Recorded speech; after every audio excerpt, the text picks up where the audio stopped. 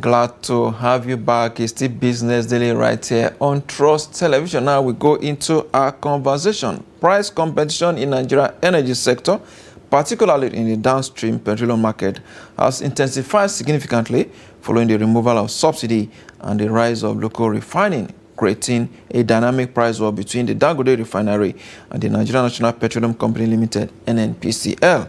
This competition has driven down pump prices from above 1,200 naira per litre in late 2024 to between 729 and 950 naira per litre by early 2026, though prices remain volatile due to exchange rate fluctuation and supply cost. What does this mean for the economy? Where are we heading to with regards to this price competition in the energy sector by key stakeholders? Let's put some context into this. I'm being joined in the studio by Professor Ken Ife, who is the Chief Economist at ECOWAS Commission. Glad to have you on Business Daily. Morning. Thank you for having me. All right. Price competition is something we witnessed in recent times, especially in early 2026. We see Dangote, reducing prices towards the end of the year 2025 during December. And of course, we saw the stakeholders as well, the marketers and NNPC also following suit. What does this mean for the Nigerian petroleum market? No, it bodes well for the market, because if you have competition, that's what we all pray for. In any free market, you pray for competition, a healthy competition that prioritizes stability. So that is what is playing out. And the one remarkable thing is somebody is carrying all the risks, because if you remember, in December 2024, Dangote piloted the stability across the country, and that cost him over 10 billion naira to just see if he can maintain, and he did maintain price. And we had a wonderful Christmas without queuing up for fuel. The price hikes, all of them disappeared. Then 2025, fast forward, he even delivered far more infrastructure, investing about 1.7 trillion in 10,000 CNG trucks, and then to guarantee price across the country. Then in December, it came in. So we had that wonderful period again, which means that the gantry price went down to 699, and they were now selling at MRS and some of the others at 835, 839, and many others had to come down as well, NNPC and the other independent marketers. So who benefited? It is the people that benefited. So that period is over, the Christmas is over, so we are moving to price normalization. And it's not unexpected, because if you notice, as we speak now, yesterday, 2 days ago, crude was light. Our Bonny light was 68. Now it's 65, so it's quite high. But I can tell you this: that the projections by American Energy Institute, their projection is that this year we are going to be having between $52 to $58 this year. So this spike you are having, despite the fact that Trump went into Venezuela and is likely to flood the whole place with crude. We know that, and is a fan of low oil prices. There, yes. But add to this, 4 million barrel is excess, surplus to requirement for OPEC purposes. So that is already driving down price, and we do expect that sometime soon, with the Venezuela coming on stream, that could go up to 10 million barrels surplus. So that is what supports the idea that the price will actually come down between 50 and 58, 52 to 58. But the spike you are seeing is just because Trump doesn't want to rest. He's just, threatening Iran with an armada. And these people, there is speculation that drives the whole thing. Once people see the possibility that there is going to be a shutdown, then the price goes up. He hasn't attacked yet, but the specter is there that there could be a major conflagration around the whole Middle East. So that is driving up the price of fuel, of crude. Even when no bullet has been shot, nothing. But it's driving up so it's a temporary swing, but it will come down. Without a doubt, it will come down. And we're going to see more. But the good thing is that both parties are responding. They are moving in the same direction. Right. So it makes sure. Dangote has led because remember, all this period he's been selling at 699 and 7,839. Others were selling much higher. So for them, it's only like an extra 50 naira that is added, but for Dangote, it's only 100 naira that is the difference that it is. So, but they all are on the same ambit, along the same wavelength. All right. Since we're talking, we've gone a bit global. Let's look at some of the expectation and the kind of disruption that we're likely going to see using Trump effect. Now we know he went to Venezuela. He's trying to having a deal with Iran. As at this morning, he did say that they are seriously talking. Iran is seriously talking with Washington in a way to de-escalate the ongoing tension within that region. What impact do you think this is going to have on the global oil market? No, the moment they start talking, then it means that maybe he wouldn't remove the threat from the table. But the fact that they've started talking will start calming nerves. And the steep rise will drop and it starts coming down. So they will keep talking, the price will come down to 60, and as they keep talking. But once there is an exchange of fire, the price will return to over 70 in that independency of that fight. But I don't think it's going to, I don't think America can afford to risk what's going to happen in Middle East. Because don't forget, at least 6 to 7 countries, oil countries in Europe, in the Middle East, they have agreement with America, or what they call petrodollar. I'll protect you as long as you sell crude and buy crude in dollars. And that protection, they can't find it now, and that's why they're all making their own arrangements. Saudi Arabia is working with Pakistan to provide them a nuclear shield, and Iran is going nuclear, whatever anybody says. Israel is threatening and attacking everybody here and there. So all the signs are there that, and then of course they are beginning to sell crude in other currencies, of course, to yuan and rupees. So that's, America doesn't like that. But it is not something that they can stop by force. So if they continue to threaten Iran, they are actually threatening the entire stability of the area, because Iran will attack these 6 bases and they will attack the aircraft carrier. They will stop at nothing. To be honest with you, they will stop at nothing. They will attack everywhere, and you won't be able to lift crude. And they may even be forced to use their nuclear weapon. Sorry? They may be forced to use their nuclear weapon. Who will use? I'm talking about Iran. Well, of course, in this case, don't assume. I've listened to one lady that used to be a professor, that used to be their nuclear advisor to these presidents, and she's convinced that Iran has nuclear resources. Yes. And then you cannot tell them not to use it if they feel that they are facing an existential threat. Because if they don't use, then others will use, and Israel is easy to use anyway. You could tell that. So I don't think it's going to serve anybody any purpose, any useful purpose, to destabilize the entire region, because over 40% of world crude supply goes through that Hormuz. So what do you think the stability in the Middle East? What does it mean for the crude oil price? No, if it is stable, price comes down, because we are already doing 4 million liters crude barrels in excess. So that alone should be bringing down price. And don't forget that Russia is selling at discount. Iran is selling at discount. Those don't even come into the equation. And then to all intents and purposes, Saudi Arabia. To all intents and purposes, Venezuela was doing 1 million barrels a day out of a potential of doing 6 million barrels a day. And the demand is there, because in the southern coast of America, you have a lot of heavy crude refineries built on the expectation of using Venezuelan crude.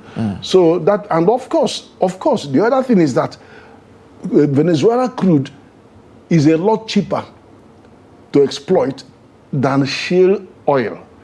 Very expensive. So you could see that shale oil will be winding down while the Venezuelan crude is coming up. So, and he knows, I think, Senate and Congress are beginning to, cramp Trump style, by refusing to extend his emergency powers, which is what he's relying on to do all these things he's doing in Venezuela and going to Iran and all of that. They're cramping that because they know that it will be a big blow, to everybody globally.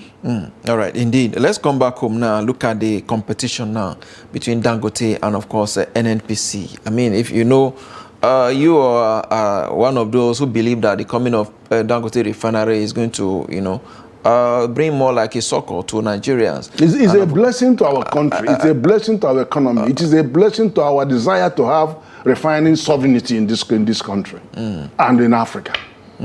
But given what you have seen in recent times in terms of price competition between Dangote and Refinery, do you see that as a healthy competition in the long run? No. First of all, we are not comparing like to like. NNPC doesn't have a functional refinery that is producing any PMS. It's just burning our dollars to import substandard fuel. It shouldn't even enter into the equation.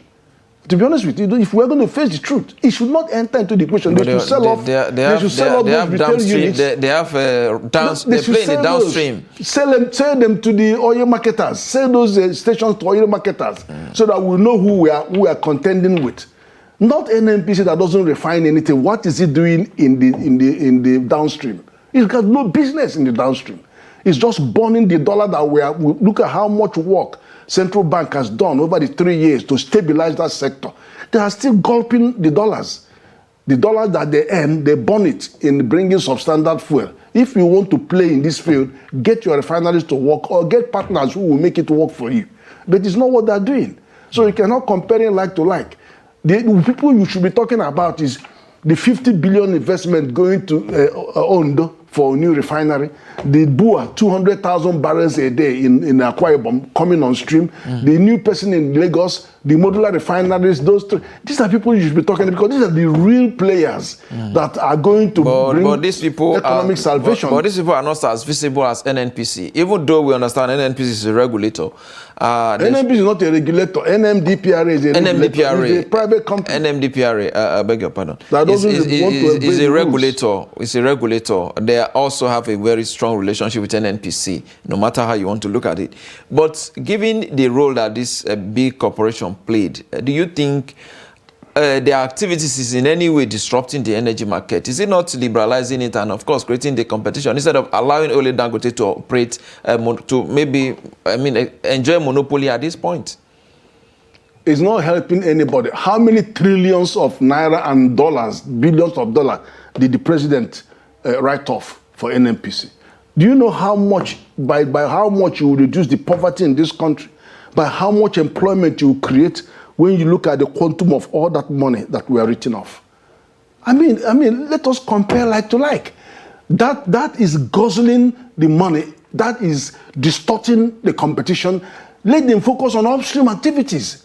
We've got so much for NNPC to do. You should look at Saudi Aramco, look at Petrobras, look at its peers and see what they are doing. And then start calling in big investments. They should be tidying themselves up to go to capital market. They should be drawing in hundreds of billions from all these companies in Saudi, the whole of Arab world that have sovereign funds to invest in huge mega projects. They should be building, going. They have a lot of assets. Bring them so that they can invest in those assets. But they're not doing that. They're just trampling on opportunity for this economy to develop refining capacity and then compete with the external world and supply to Africa. That's what we should be doing. So, but not what I'm seeing. Indeed.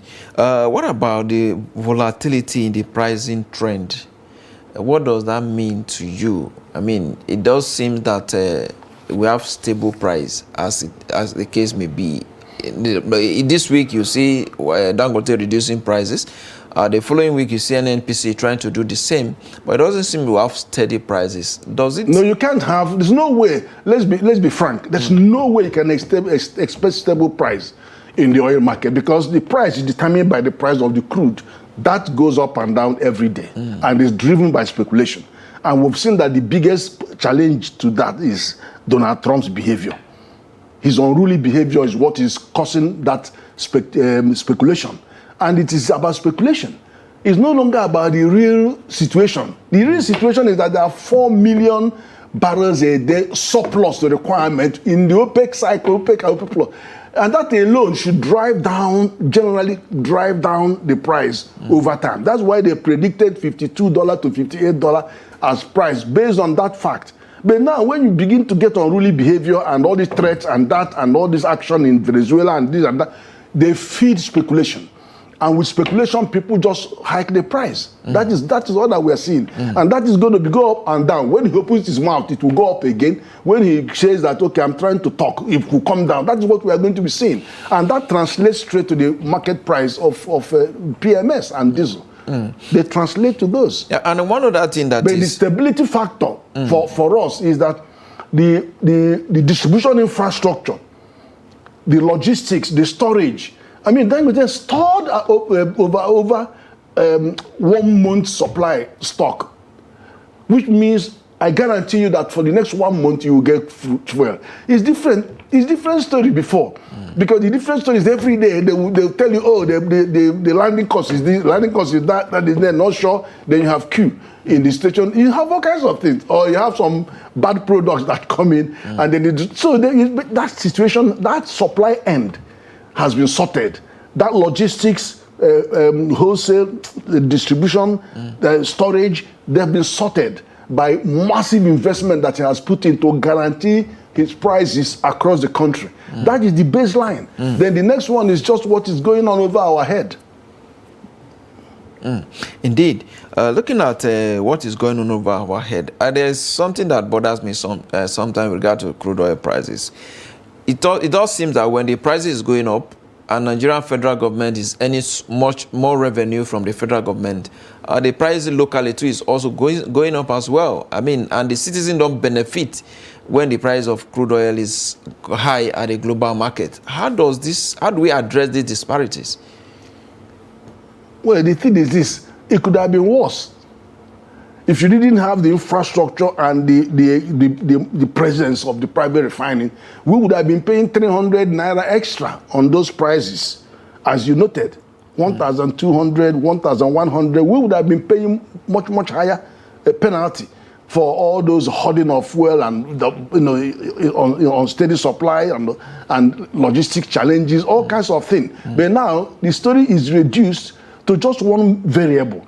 It used to be so many variables. This thing happened in the seaport, this one, that, this one, But now it is just about the nominal price for our Brent crude, which is the one that is not under our control. Absolutely. But the situation, it has the normalization of the pricing is predicated on the base infrastructure for supply and logistics and storage. You now know that they are here. It's different from when you can't even be sure that the product will be here. Now we know the product is sitting here, a huge reserve. So we don't have, because scarcity is no longer an issue. Anybody that is hoarding it for themselves, because you know that you can get it in the next petrol station. Do you understand? So it's a different game that we have right now. The only issue is, how do you make sure that the players allow us to benefit when the prices come down, and then they are more sensible in raising prices when the crude price goes up. Now that is, as I said, is a matter of conjecture. We have seen that the foundation has been laid for us to have stability in the market. All right. It's greed that you are managing here. You are just managing personal greed. Personal greed, indeed. We'll talk about that when we come back from this break. We'll also look at issues around the regional price variation, of course, the role of independent marketers, and of course, the impact of stakeholders after this short break. Don't go away. Glad to have you back. It's the Business Daily right here on Trust Television. And of course, I still have Professor Ken Ife here with me in the studio. Prof, before we went on that break, we were talking about what we should manage now is greed. Do you think the cabal in the oil sector is the one fighting back? Are they responsible for some of the challenges we're having in recent times? Without a doubt. You see, when you look at the price quoted by NNPC and the one quoted by Dangote, Dangote's price at MRS will be maintained all over the country. The one you are hearing is the one in Abuja. When you hear the marketers and the NNPC talk about their price, they will talk about Abuja and Lagos. They will not tell you what the price would be, because it could be anything around the country. Because they are not using, they haven't got the infrastructure to deliver it at those same prices across the country. Do you understand? So it is whatever they see. The devil is in the details of what these people are paying. You know? You think Dangote has, in a way, set the pace, or he has more like opened up the place and, of course, encouraging more people to come in and compete with him? If he hasn't done what he has done, made that investment and fought that battle, and then, you know, even to show people that he believes in it, to invest to double the capacity, you wouldn't have $50 billion coming in Ondo. No way. Who would take that risk? You wouldn't have. Who wouldn't go into that money, that project, to put billions of dollars? They won't do it. So what we do is we praise that courage, that to make that investment, and he's prepared to do more, and even veer into infrastructure. It's unbelievable, because he doesn't expect to make any money from those infrastructure that he's laying out.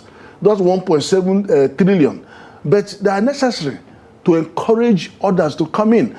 If he has a choice to build pipeline, these people will welcome it, so that they also can use the pipeline and not depend on NNPC pipeline that's broken everywhere. So whatever it is, that forward investment is making is encouraging more people to enter into this business. So that, and they're not, look, the capacities being, look at 1.4 million barrels a day for Dangote in the next 2 years. Then look at the 200,000 barrels. Then the other people will be about 500,000-600,000 barrels. All of those barrels, Nigeria will not produce enough crude for them. So it is not about supplying to Nigeria. It's about having refining sovereignty and supplying for the whole of Africa and everywhere in the world. And many refineries are shutting down because they are just there producing African blend, which is polluted.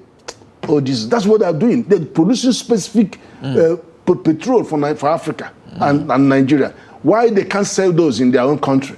So this have to stop. And the only way to stop it is to make sure you support a rigorous and robust refining capacity in Nigeria. So this guy has taken that sacrifice, delivered that infrastructure, and then encouraging, signaling to others to come into this industry. Let's take on the world from here. What is wrong with that?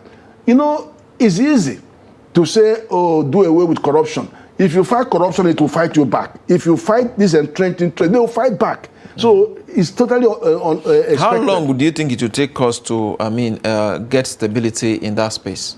We have stability in the supply situation, as I described, because somebody has massively invested in the infrastructure to hold 1 month supply of fuel. Do you know what it is? So if you hold it, you are paying for the stock. There's a stock inventory carrying cost for holding that reserve. Somebody's holding that. That is guaranteeing supply. Then what you cannot manage is the greed. Those who want to impose different prices in different locations, you can't manage that. That is personal greed. But somebody has made that investment, and somebody has decided, okay, let the population taste this thing at reduced price in December and in the other December and all that. Somebody's making that possible, and then taming the greed of the other parties. Somebody's making that investment. So what we are saying is we just have to encourage him to continue, and then see how much resilience Trump, the Senate and the Congress in America can bring, because they have to call Trump to order. Trump is the one putting all this flame and causing all this price hike. Indeed. Let's look at regional price variation in Nigeria. In Lagos, because of how close Lagos is to the coastal line, the price of PMS seems to be lower. But down here, down to the north and of course down to the southeast, the price is a little bit higher compared because of logistic issue and all of that. How do you think that can be addressed? We understand Dangote came up with about 4,000 trucks, a CNG power truck at the point in time to address that. Do you think we're going to get to a point whereby the prices we're buying in Lagos will be the same price that somebody in Maiduguri can actually buy? Yeah, but somebody has to take out that equalization difference. Because it is transport cost that carries it from Lagos to the destination. So who is taking that cost? Now at the moment, Dangote is taking that cost to make sure that what he has gets to everybody. And people are saying, no, but that's going to amount to monopoly. That doesn't amount to monopoly, because all this whole configuration there going to produce fuel and all that, they're not producing it just for Nigeria. They are producing it for the rest of Africa. So you have to encourage that capacity. And I don't think he actually, he makes more money actually exporting this thing. But we all have a duty to ensure that our country works well. That is why you are seeing that. So the issue is this: how can these people Does NNPC intend to repair the pipelines?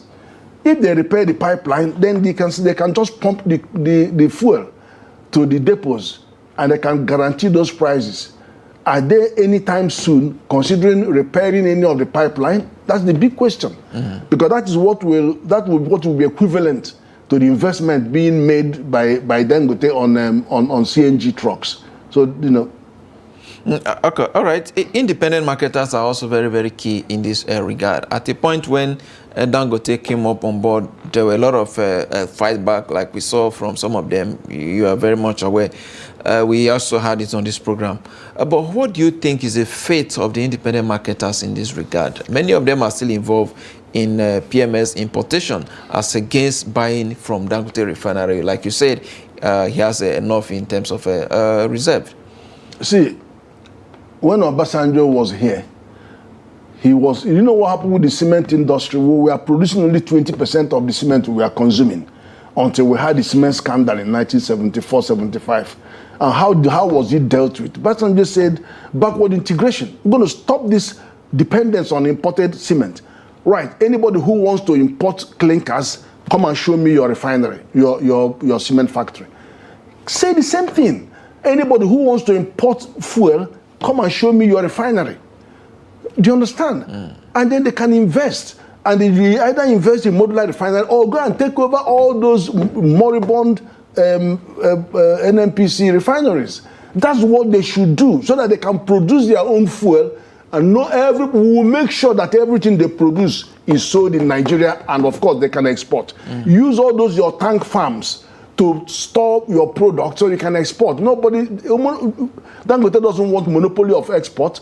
They can export, but you have to invest on local refining capacity.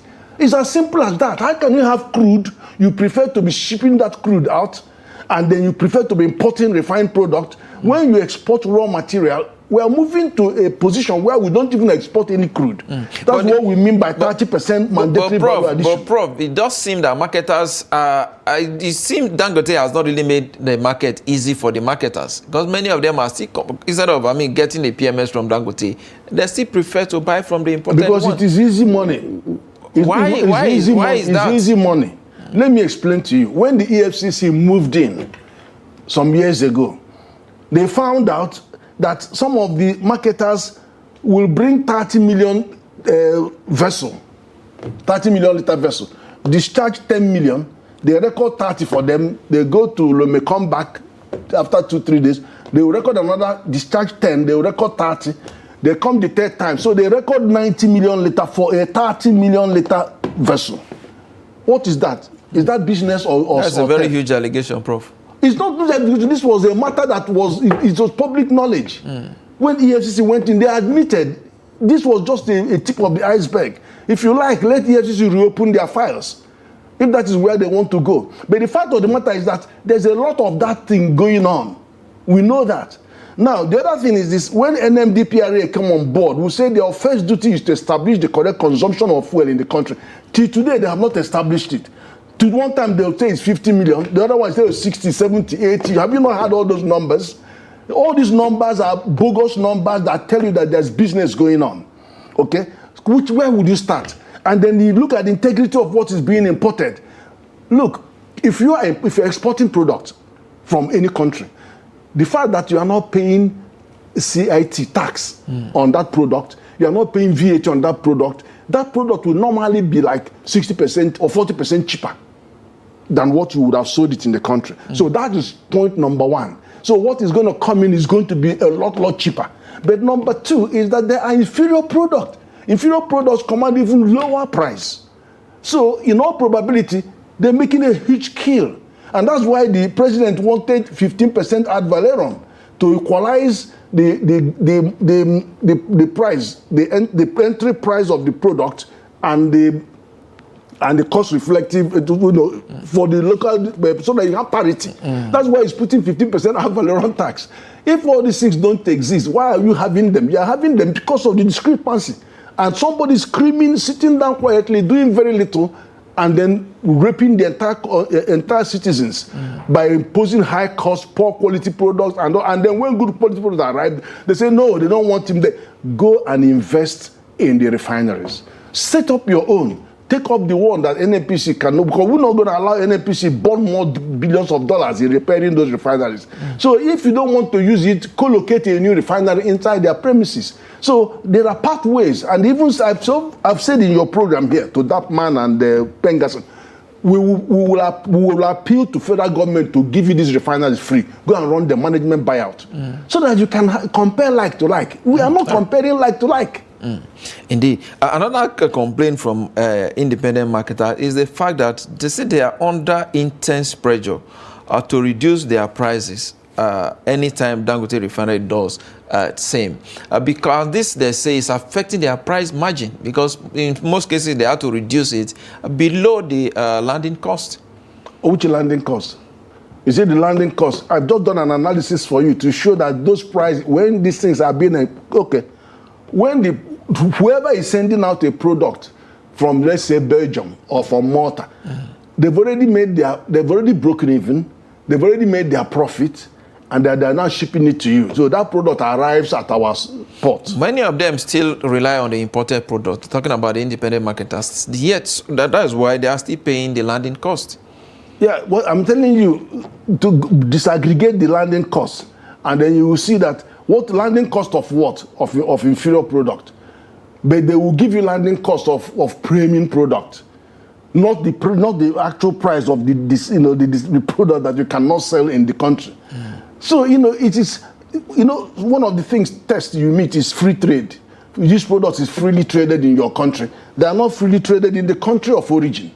So there are specific design products to sell here because they are adulterated, they are substandard, and they should command very low price, not premium price. And you tell us, you come and tell me that grade 2 petrol is the same price as premium PMS. They are not the same price. Do you understand? Because of the synthesis and all the purification, that the fractionation, the cost of fractionating to that premium level. So, but they just they're confusing people. Let's look at the stakeholders now. We're costing home, Prof. The frequent price reduction have received mixed reaction. Some stakeholders are not really happy about that. We talked about this earlier. But like I did ask earlier, are we going to get to that point where we're going to have the price parity? Which price parity between who and who? Of course, between the marketers and, of course, Dangote refineries. Well, that one, I think there's a correspondence. Even though the other one is you can't, if Dangote says to you he's selling it at 839, go around, it will be 839. The other one says they're only doing 835 or 839 in Lagos and Abuja. Go around and see what they're going to sell it in the other areas, or in the region. So they are not comparing like that. So they will be killing people in outside these two areas, because they are going to tell you they have this transportation cost, this, that, all kinds of stories will come, and people will pay those extra margin. And then if you talk about parity in terms of the price staying steady, that's not going to work, because it's nothing to do with them. It is about the international price of crude. And so you should be sending that message to Donald Trump to behave himself, and let's see if we can have a sustainable supply at reasonable price. Okay, that has already been predicted to be going down to 50 in the 50 region. Okay, Dangote has been around now for over about 2 years, a year and some months now. Do you think they have been able to supply the local, to address the local market well enough? There are gaps that the independent marketers are still filling. It does seem they are actually viewing Dangote as not really being able to, to supply the domestic market. Not true. Well enough. It's not true now. We know that the domestic consumption really is about 50 million barrels a day. And we know that Dangote is producing 50 million barrels a day. But the thing is that... But he exports... he has to export 50% of that. Because all the other marketers are not buying his product. So because they are not buying it, he's only supplying to he supplied to his own network as much as he could. So if he has a surplus of 20 million, then he might exploit those. So you cannot tell him not to export. But again, he has reserves that guarantees stability. The others don't, but he has. So it's a question of the conspiracy is to reduce what he could supply to the market, because those people they are still having easy time with whatever they are doing and refusing to invest. You have to invest in this country. You have to invest in our productive capacity. That is the answer. The reason why Nigeria is where it is because we have an import-dependent economy. You're exporting your raw material, raw crude, and they're doing that and exporting jobs and importing poverty. What you are importing, the NNPCL people, these marketers, they are importing poverty into the country. That's what they're importing. All right, Prof, before we go, let's look at how we can have the synergy, I mean, the balance between Dangote and, of course, the independent marketers for the good of the economy. I mean, the marketers somehow feel they are being hard done by Dangote. How do you think we can actually, get that balance for the benefit of the larger economy? The only way you can get a balance, I have to tell you this. Are you complaining about cement? Bua is in cement. They are Lafarge in cement. They are cement. We don't complain this anymore in cement, because Nigeria has now developed overcapacity in cement to the fact that we are even supplying clinkers to 8 African states where Dangote invested. How can you beat that? Now we are also building capacity in Nigeria to deliver to Africa, not just Nigeria. So we're encouraging that. Now, why don't jeopardize those who are putting in big money, 50 billion, and then don't jeopardize them. Those who are crying out, I want to import market, go and show us your refinery. Go and take a refinery so that you can help in processing this crude that is here. And then you can supply any quota you want in Nigeria and then export them. If you can't do your own new one, then take over the one that 4 of them that are lying comatose. They don't want to do that. And it's only when, and even the NNPC that is throwing our dollars away, still importing refined product, should go and get their things working. Or bring partners that will invest money. Not our own money anymore. They should bring partners that will invest 51% and then let them repay the refinery. Then you can talk about parity. Because it is when NNPC is doing their 5,000 barrels, giving us fuel, Dangote is doing 1.4 million. Then you can talk about how do we make sure that, that is where you're not comparing like to like. All right. Thank you so much, Prof. There is a lot to talk about. I wanted to ask one more question, but the time is already gone. Already, my director is already telling me to go. Thank you so much, Professor Ken Ife, Chief Economic Strategy, ECOWAS Commission. Thank you. We appreciate your time on Business Daily today. Thank you very much. All right. With that is a wrap on the show today. We'll be back here again tomorrow. I'm Yusuf Akogu.